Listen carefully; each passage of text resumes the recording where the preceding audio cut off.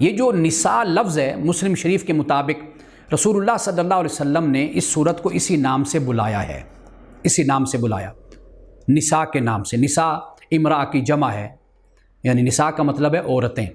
چونکہ اس صورت میں پہلے میں اس کا ایک بیک گراؤنڈ آپ کو میں بتاتا چلوں سورۃ النساء کا، وہ یہ ہے کہ غزوہ احد واقع ہوا، 70 مسلمان اس میں شہید ہوئے، اور سورۃ النساء میں جو آیات نازل ہوئے ان کا جو عرصہ بنتا ہے وہ 3 ہجری سے لے کر 5 ہجری تک، یعنی اس کے دوران یہ اس کا زمانہ بنتا ہے کہ جس میں یہ صورت نازل ہوتی ہے۔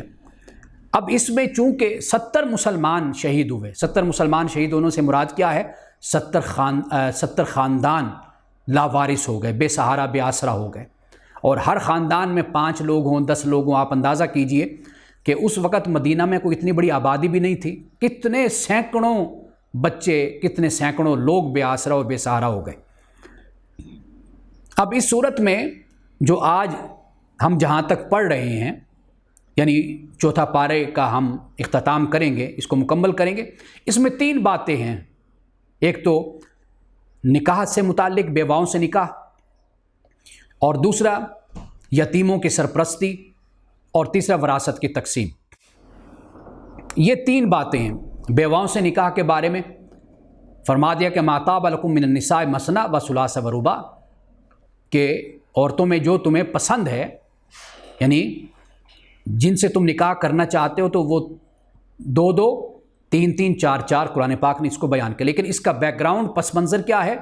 اس کا پس منظر یہی ہے کہ 70 خاندان لاوارث ہو گئے، ان میں یتیم بچے بھی تھے، یتیم بچیاں بھی تھیں، ان میں والدین بھی تھے، بزرگ بھی تھے، ہر طرح کے لوگ تھے جو لاوارث ہوئے۔ اب نکاح ایک صورت تھی اس وقت کہ جس کے ذریعے سے اس بحران کو کنٹرول کیا جا سکتا تھا، سنبھالا جا سکتا تھا۔ وہ طریقہ یہی اختیار کیا گیا کہ مردوں کی سرپرستی میں عورتوں کو دے دیا جائے، یعنی نکاح کر لیا جائے، اور پھر ان کی جو اولاد ہے وہ ان کی سرپرستی میں آ جائے۔ اگر اس طرح ہوتا کہ جس طرح ایک ہی نکاح کی بات ہوتی تو پھر آپ اندازہ کیجئے کہ کتنے خاندان پھر لاوارث اور بے سہارا بھی ہوتے، اور پھر اس معاشرے کا کیا حال ہوتا ہے کہ جہاں پر پھر ایسی صورتحال اور بحران کو کنٹرول نہ کیا جائے۔ تو اس وقت رسول اللہ نے اور قرآن مجید نے اس کا حل یہ بیان کر دیا۔ اور پھر یتیموں کی سرپرستی، یعنی ایسے یتیم کہ جن کے باپ دنیا سے چلے گئے، بچے، اور جو پھر ولی تھے، وارث تھے، ان کے پاس مال اور دولت تھی۔ اب وہ جو دنیا سے چلے گئے وہ مالدار لوگ تھے، اب ولی کی یہ ذمہ داری ہو گئی کہ ان بچوں کے مال کو سنبھالے، اور جب وہ بچے سمجھدار ہو جائیں تو وہ ان کے سپرد کرتے۔ قرآن پاک نے چند اور مسائل کو بھی ساتھ ہی بیان کر دیا، وراثت کی بھی تقسیم کر دی۔ یہ 3 باتیں یہاں پر بیان ہوئی ہیں۔ اب وہ جو خواتین سے، عورتوں سے نکاح کا معاملہ ہے، اب آپ خود دیکھ لیجئے کہ یہ ایمرجنسی حالات تھے کہ یہاں پر اللہ سبحانہ و تعالیٰ نے نکاح کا حکم نہیں دیا، یہ بھی یاد رکھیے یہ اجازت ہے، اور اجازت کی شرائط کو بھی بیان کر دیا کہ اگر تمہیں اس بات کا ڈر ہو کہ تم عدل نہیں کر سکو گے تو پھر فواحدتاً، پھر ایک ہی ہے۔